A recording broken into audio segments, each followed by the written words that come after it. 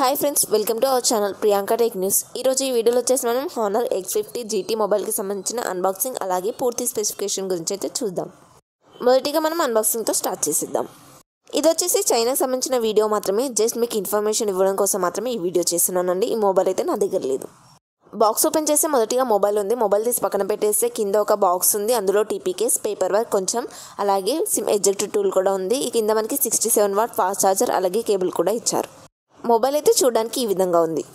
ఈ mobile design చూసుకున్నట్లయితే రెగ్యులర్గా చూసే దానిలాగానే అనిపిస్తుంది. కాకపోతే స్పెసిఫికేషన్ చూస్తే మాత్రం చాలా యూనిక్గా ఉంటాయండి. ఇక ఈ మొబైల్కి సంబంధించిన అసలు విషయానికి వస్తే, చైనాలో రీసెంట్గానే X50కి సంబంధించిన 3 మొబైల్స్ అయితే లాంచ్ చేయడం జరిగింది. ఆ 3 వేరియంట్స్ వచ్చేసి honour X50, X50i, X50 GT.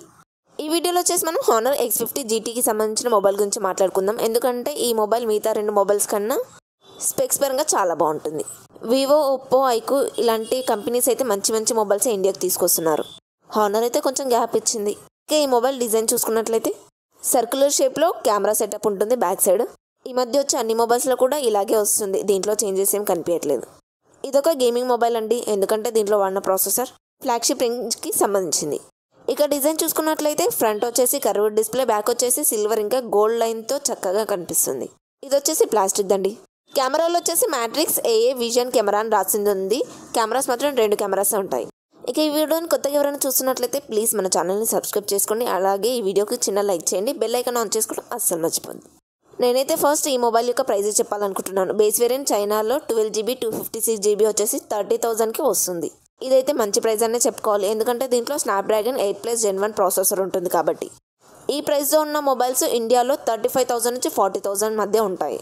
అలా కంపేర్ చేసి చూస్తే మాత్రం ఇది మంచి ప్రైస్ అని నేనైతే అంటాను. మరి మీరేమంటారో కమెంట్ చేయండి. ఇండియాకి వచ్చేప్పటికి 8GB 128GB వేరియంటే 35,000 నుంచి 40,000 ఉంటుంది. ఇంత ప్రైస్ వేరియేషన్ ఎందుకు ఉంటుందో నాకైతే అర్థం కావట్లేదు.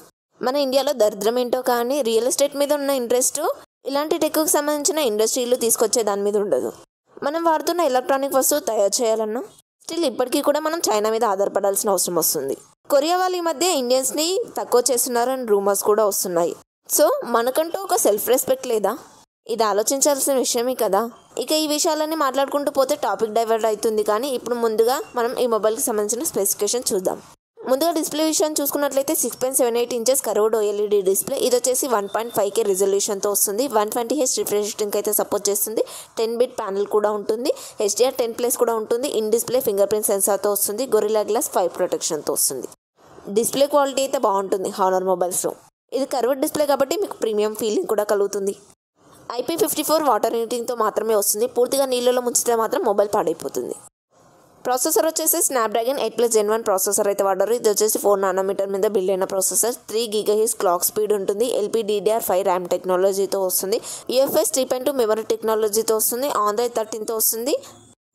మ్యాజిక్ OS 7.2 మీద రన్ అవుతుంది. 2+ years అప్డేట్స్ అయితే ఇస్తారు. బేస్ వేరియంట్ వచ్చేసి చైనాలో 12GB 256GB ఉంటుంది. ఇండియాకి వచ్చేపటికి మాత్రం 8GB 128GB వస్తుంది. ఇది వచ్చేసి గేమింగ్ ప్రయారిటీ మీద తీసుకొచ్చిన మొబైల్ కాబట్టి ప్రాసెసర్ అయితే మంచిదే ఇచ్చారు. యాంటిట్యూడ్ వచ్చేసి 10 lakhs స్కోర్ అయితే చేసింది. అలాగే దీంట్లో 5100mm వేపర్ కూలింగ్ సిస్టమ్ అయితే ఇచ్చారు. ఇది ఉండడం వల్ల మనం ఎక్కువసేపు గేమ్ ఆడుతున్నప్పుడు మొబైల్ అయితే హీట్ ఎక్కువ అవ్వకుండా ఉంటుంది. మరి ఇండియాకి Android 13తో వస్తుందో 14తో వస్తుందో చూడాలి. అసలు ఇండియాకి వస్తుందో రాదో కూడా చూడాలి. మనమైతే ఇండియాకి వస్తే బాగుంటుందని నేను అనుకుంటున్నాను. ఎందుకంటే మంచి స్పెక్స్ ఎక్కువ మొబైల్స్ ఇండియాలో ఉంటే కాంపిటీషన్ వల్ల మంచి ప్రైస్కి మొబైల్స్ అయితే వస్తాయి కదా.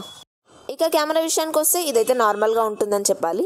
కేవలం 2 కెమెరాస్తో మాత్రమే వస్తుంది. అందులో ఒకటి వచ్చేసి 108MP, రెండోది వచ్చేసి 2MP. 108MP మెయిన్ కెమెరా వచ్చేసి సామ్సంగ్ సెన్సార్ అయితే వాడారు. ఇది వచ్చేసి OISకి కూడా సపోర్ట్ చేస్తుంది. దీన్ని ఉపయోగించి మనం 4K 30fps వరకు వీడియో రికార్డ్ చేయొచ్చు.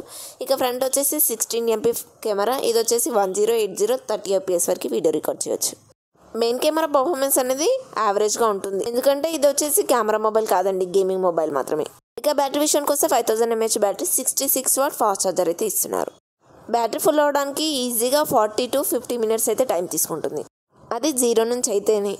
5000 mAh బ్యాటరీ కాబట్టి ఈజీగా 1 day అయితే వస్తుంది. కాకపోతే గేమింగ్ ఆడే వాళ్ళకి మాత్రం ఈజీగా ఒక 6 to 7 hours అయితే వస్తుంది.